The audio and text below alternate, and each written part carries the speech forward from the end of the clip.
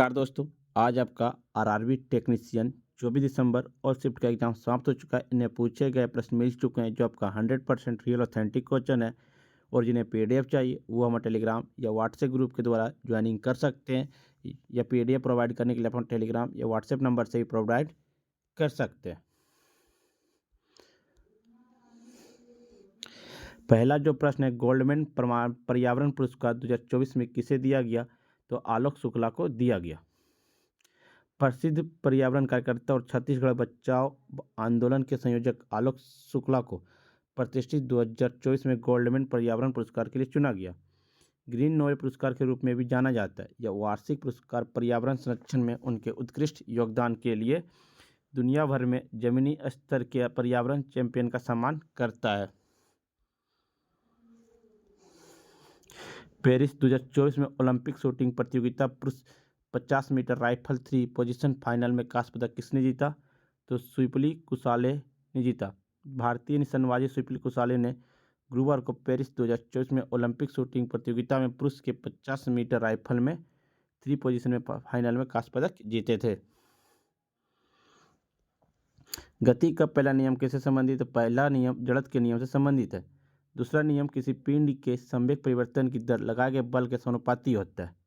तीसरा नियम हर क्रिया का एक समान और विपरीत प्रतिक्रिया होती है। न्यूटन द्वारा दिए गए गति सभी कानून 1687 में प्रकाशित हुए थे। न्यूटन के पहले दूसरे कानून केवल एक जड़तीय संदर्भ फ्रेम और मान है। बल बराबर दरवान इंटू त्वरण होता है।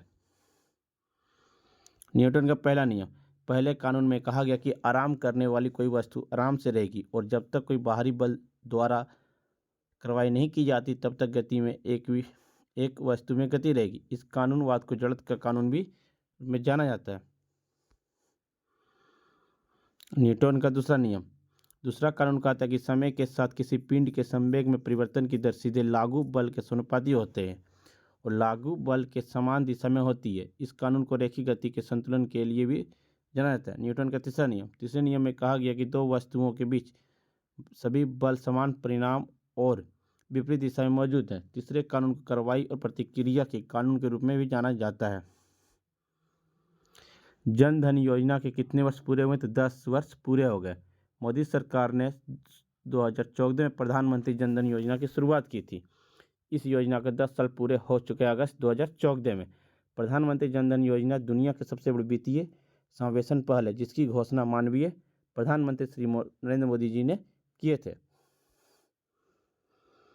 पेरिस 2024 पैरा ओलंपिक तीरंदाजी में भारत का पहला स्वर्ण पदक किसने जीता? हरविंदर सिंह ने जीता है। 2024 the Elvis that change India पुस्तक के लेखक कौन है? राजदीप देसाई हैं। तो 14 में the election that change India Rajdeep Desai द्वारा लिखित पुस्तक है। ये 1 नवंबर 2014 को जारी की है। तो पुस्तक 2014 प्रमुख कहानियों के माध्यम से अनुसरण करती है लोकसभा चुनाव जिसने नरेंद्र मोदी, मनमोहन सिंह और राहुल गांधी के भाग को प्रभावित करते हैं। निम्नलिखित में से कौन जीवित जीवाश्म है? तो जिकागो बिलोवा। जिम्नोस्पर्म जिम्नोनगन शुक्राणु बीज लगाए जाते हैं जिसमें डिम किसी भी अंडाशय की दीवार से घिरे नहीं होते और निषेचन से पहले और बाद में दोनों के संपर्क में रहते हैं। जिम्नोस्पर्म मध्य आकार के पेड़ या ऊंचे पेड़ झाड़ियों में शामिल होते हैं। जिम्नोस्पर्म को मुख्य रूप से 2 समूह में वर्गीकृत किया जाता है।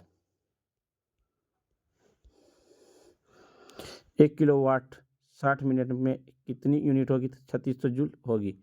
1 वाट का बल्ब 1 घंटे में 3600 जूल ऊर्जा इस्तेमाल किया जाता है। बिजली के संदर्भ में यह 0.001 किलोवाट ऊर्जा का इस्तेमाल करता है। लेंस की क्षमता और फोकस दूरी से क्या संबंध है? लेंस की क्षमता उसकी फोकस दूरी के व्युत्क्रम के रूप में परिभाषित किया जाता है। लेंस की क्षमता उसकी फोकस दूरी की व्युत्क्रम के रूप में होती है। लेंस की क्षमता P से दर्शाया जाता है। प्रतिक्रियाशील और गैर प्रतिक्रियाशील धातु कौन सी? सोडियम और सोना है। प्रतिक्रियाशील धातु आपका सोडियम पानी से प्रतिक्रिया करके हाइड्रोजन गैस और सोडियम हाइड्रोक्साइड बनता है। पोटेशियम पानी से तेज से प्रतिक्रिया करती है और आग पकड़ सकता है। एल्युमिनियम अम्लों के साथ आसानी से प्रतिक्रिया करता है। मैग्नीशियम हल्के एसिड और पानी के साथ प्रतिक्रिया करता है। गैर प्रतिक्रियाशील धातु सोना लगभग किसी भी समान रासायनिक प्रतिक्रिया में भाग नहीं लेता है। चांदी हल्के रसायनों से प्रतिक्रिया नहीं करता है। प्लेटिनम अत्यधिक स्थिर और कठोर धातु है। तांबा पानी और कमजोर एसिड में प्रतिक्रिया नहीं करता है।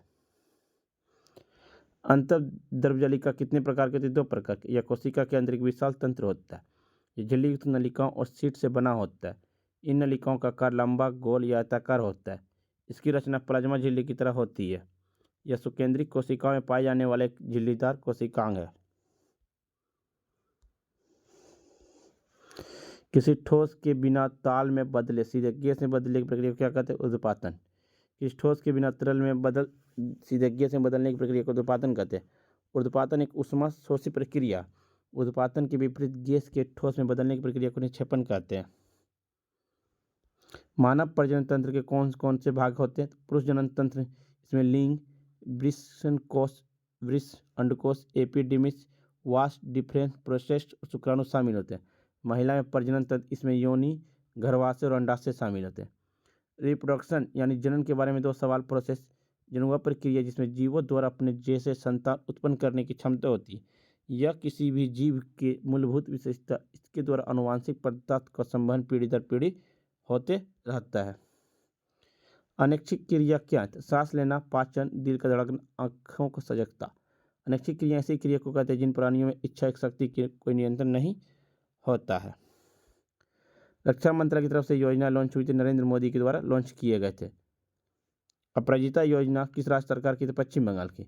पश्चिम बंगाल विधानसभा ने अपराजिता महिला एवं बाल विधेयक 2024 में पारित किया गया, जिसका उद्देश्य महिलाओं के खिलाफ हिंसा के मुद्दों के समाधान करना। इसमें मृत्यु दंड तथा बलात्कार एवं यौन उत्पीड़न के लिए कठोरतम दंड का प्रावधान शामिल किया गया है। कोलाइडी कण को कैसे अलग किया सकता है? तो निस्पंदन की प्रक्रिया द्वारा कोलाइड्स को अलग नहीं किया सकता है, उन्हें सेंट्रीफ्यूगेशन केंद्र प्रसरण द्वारा अलग किया जाता है। कोलाइडी कैसे मिश्रण होते हैं जिनमें एक पदार्थ सूक्ष्म रूप से बिखरे और घुलनशील कण दूसरे से पदार्थ में निलंबित रहते हैं। एक कोलाइड में निलंबित कणों का आकार 1 से 1000 नैनोमीटर तक हो सकता है। मिश्रण कोलाइड के रूप में वर्गीकृत करने के लिए इसके निलंबित कणों को व्यवस्थित नहीं होना चाहिए। जब मिश्रण को अवैध छोड़ दिया जाता है तो विलय के कण नीचे नहीं बैठते। इसका अर्थ है कि कोलाइड काफी स्थिर है। कार्बन मोनोऑक्साइड के साथ हाइड्रोजन संयोग से क्या बनेगा? तो आपका जल और गैस बनेगा। जल गैस एक ईंधन है जिसमें मुख्य रूप से कार्बन मोनोऑक्साइड और हाइड्रोजन होते हैं। यह संश्लेषण गैस से उत्पन्न होता है।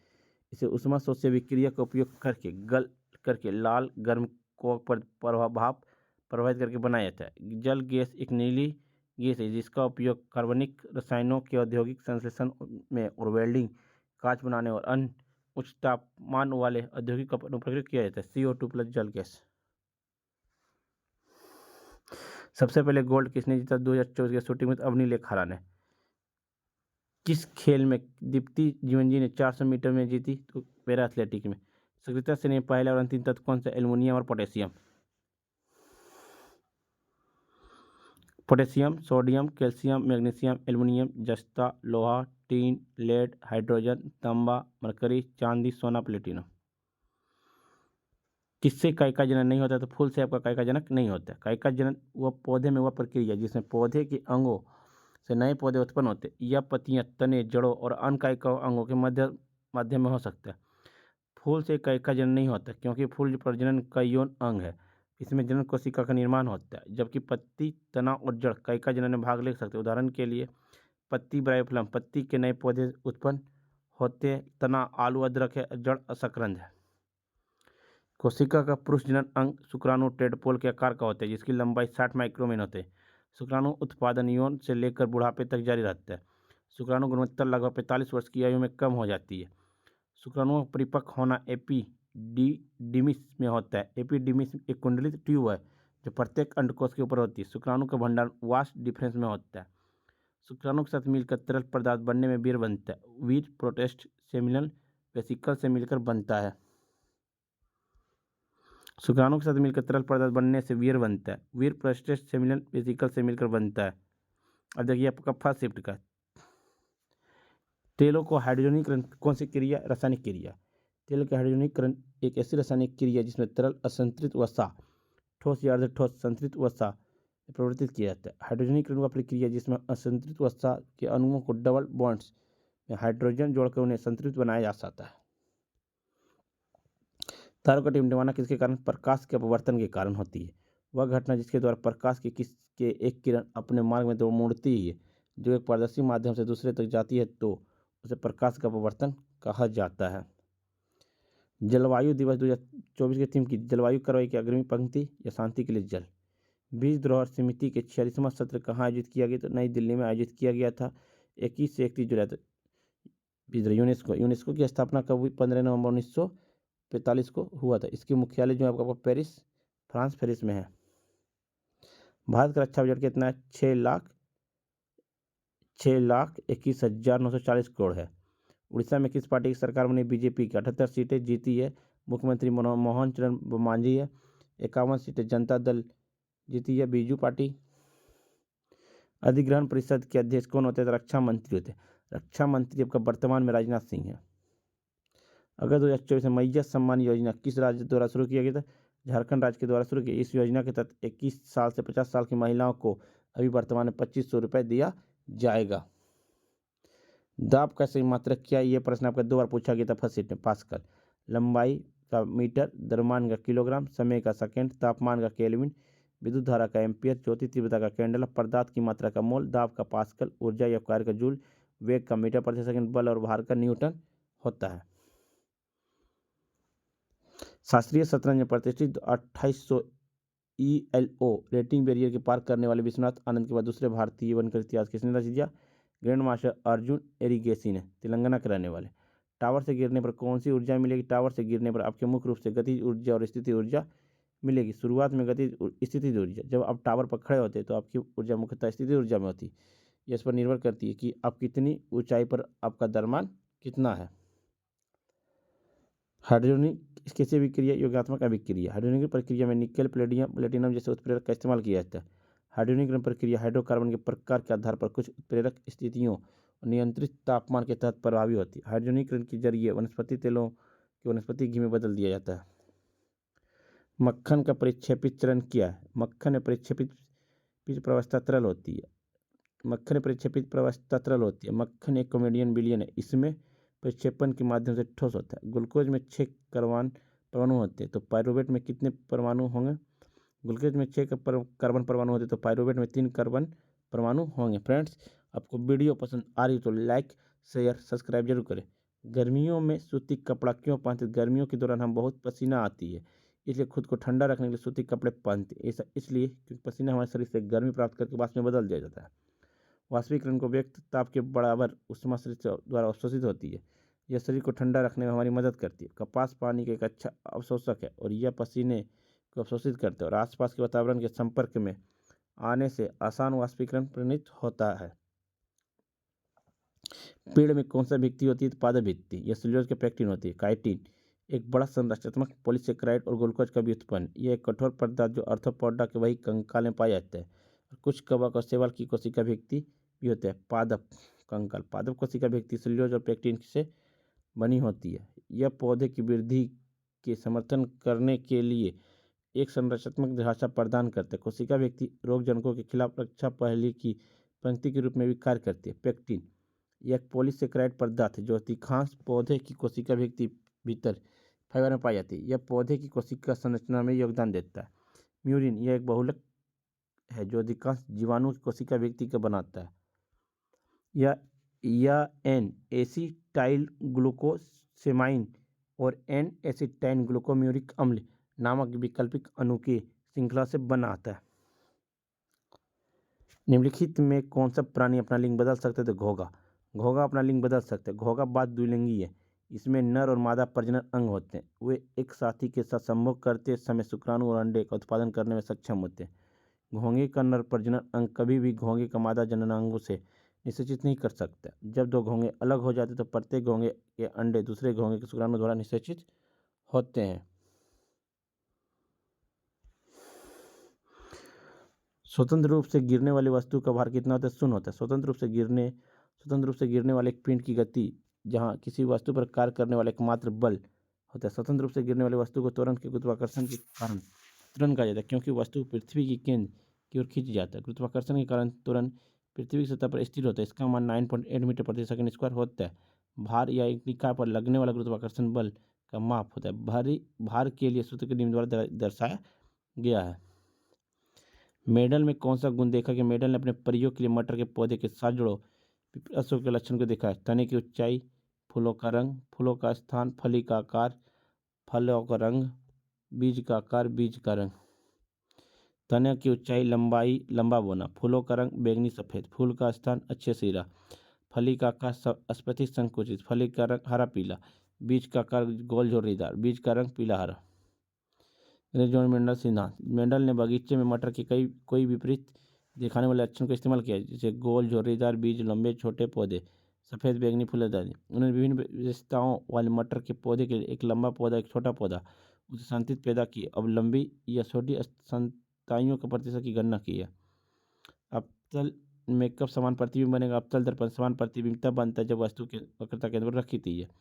कारण कि जब वस्तु वक्रता केंद्र पर होती है तो उसकी दूरी और प्रतिबिंब की दूरी दर्पण समान होती है। इस स्थिति में प्रतिबिंब वास्तविक होता है, उल्टा होता है और वस्तु के समान आकार का होता है। अवतल दर्पण प्रतिबिंब की विशेषता है।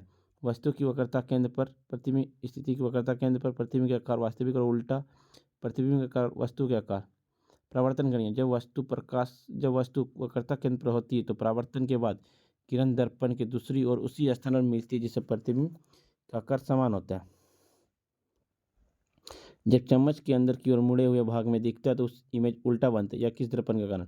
अवतल दर्पण। चम्मच का उभरा हुआ वाला भाग उत्तल दर्पण की तरह काम करता है। उत्तल दर्पण हमेशा आभासी, छोटा तथा सीधा प्रतिबिंब होता है। एक जी का मान कितना था? जी का मान 6.67 into 10⁻11 newton meter square kilogram होता है। निम्नलिखित में से कौन सी अंतःस्रावी ग्रंथि सभी अंगों में वृद्धि हार्मोन से उत्सर्जित करते? उपयुक्त ग्रंथि। स्पर्म का निर्माण कब होता है? शुक्राणु के उत्पादन शरीर के समान तापमान 2 से 4 डिग्री सेल्सियस से कम समान ताप पर होती है। स्पर्म का निर्माण शरीर के तापमान से कम तापमान पर होता है। पीएच मान का इस्तेमाल किसके लिए किया जाता है? किसी घोल या पदार्थ का अम्लता या क्षारीय तक मापने के लिए किया जाता है। पीएच का मान 0 से 14 के बीच होता है, जिसमें 7 को लटास माना जाता है। 7 के कम पीएच मान को पदार्थ को अम्लीय और 7 से अधिक को क्षारीय कहा जाता है। प्रिज्म में रंगों का डिवीजन किस वजह से होता है? जब श्वेत प्रकाश किसी प्रिज्म से गुजरता है तो विभिन्न रंग अलग अलग हो जाते हैं, क्योंकि प्रत्येक रंग को तरंगदैर्घ्य भिन्न होती है, जिसके कारण प्रिज्म में से अपवर्तित होने पर वह अलग अलग कोनों पर मुड़ जाते हैं, जिसके परिणाम स्वरूप रंगों को दृश्यमान स्पेक्ट्रम बनाता है। इस घटना को प्रकाश विक्षेपण कहा जाता है। प्रतिरोधों का समांतर में जोड़ा जाता है तो क्या होगा? सर्किट का कुल प्रतिरोध किसी भी व्यक्तिगत प्रतिरोधक से कम होगा। फ्रेंड्स, आपको वीडियो पसंद आई हो तो लाइक, शेयर, सब्सक्राइब जरूर करें। पीडीएफ पाने के लिए टेलीग्राम या व्हाट्सएप ग्रुप पर जुड़ सकते हैं। डिस्क्रिप्शन लिंक दे दिया गया है। फ्रेंड्स, मिलते हैं फ्रेंड्स आपके साथ नेक्स्ट वीडियो में। जय हिंद, जय भारत।